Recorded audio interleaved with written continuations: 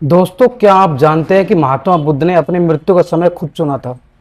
80 वर्ष की आयु में उन्होंने अपने प्रिय शिष्य आनंद को 3 बार संकेत दिए कि एक बुद्ध चाहे तो युगों तक जीवित रह सकते हैं, लेकिन नियति को कुछ और ही मंजूर था।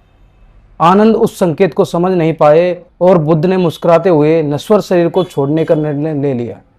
आज मैं आपको बुद्ध के अंतिम भोज और उनकी उस महान करुणा की कहानी सुनाऊंगा जो शायद आपने पहले कभी सुनी नहीं होगी। अपने अंतिम दिन बुद्ध चुंडा नाम के एक गृहस्थ के यहाँ पहुंचे।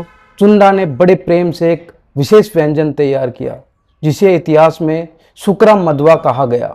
वह कोमल मांस था या कोई विशेष मशरूम, यह आज भी एक रहस्य है, लेकिन बुद्ध जानते थे कि यह भोजन उनके शरीर के लिए घातक सिद्ध हो सकता है। उन्होंने आनंद से कहा, आनंद, यह भोजन सिर्फ मुझे परोसा जाए और जो बच जाए उसे गड्ढे में गाड़ देना, क्योंकि इसे पचाने की शक्ति और किसी में नहीं है। जानते हुए कि यह भोजन उसकी मृत्यु का कारण बनेगा, फिर भी गौतम बुद्ध ने उसको ग्रहण कर लिया। जब आनंद ने व्याकुल होकर पूछा कि आपने इसे स्वीकार क्यों किया, तो बुद्ध ने एक बड़ी सुंदर बात कही जो आनंद की रूह को छू गई। उन्होंने कहा, चुंडा ने यह भोजन दुर्भावना से नहीं बल्कि प्रेम से बनाया है। उन्हें पुण्य कमाना था और उनको ये अवसर मिलना भी चाहिए। बुद्ध ने आनंद को सख्त निर्देश दिए कि मेरे जाने के बाद किसी भी तरह का चुंडा को कोई डांटे नहीं, किसी प्रकार का दुर्भाव व्यवहार उसके साथ ना करे, उनको सांत्वना दे। उन्होंने बताया कि मनुष्य के जीवन में अंतिम महान पुण्य होते हैं।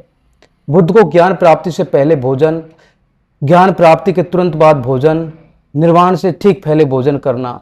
बुद्ध अपनी मृत्यु के क्षण में भी उसी तरह उस व्यक्ति की चिंता में व्यतीत थे जिनके कारण बुद्ध की मृत्यु हुई थी, लेकिन बुद्ध ने कभी भी उन्हें इस बात का एहसास भी नहीं होने दिया कि उनको वो दोष दे रहे हो।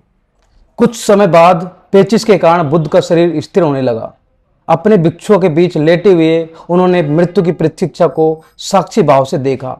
उसके अंतिम शब्द आज भी गूंजते हैं, अपादेन सापादेत, यानी सभी निर्मित वस्तुएं एक दिन खत्म जरूर हो जाएगी। अपने मोक्ष के लिए परिश्रम करो, लगन से प्रयास करो। बुद्ध ने हमें सिखाया कि मृत्यु अंत नहीं है और करुणा से बड़ा कोई धर्म नहीं है। अगर बुद्ध की अंतिम यात्रा आपके दिल को छू गई तो कमेंट में नमो बुद्धाय जरूर लिखें।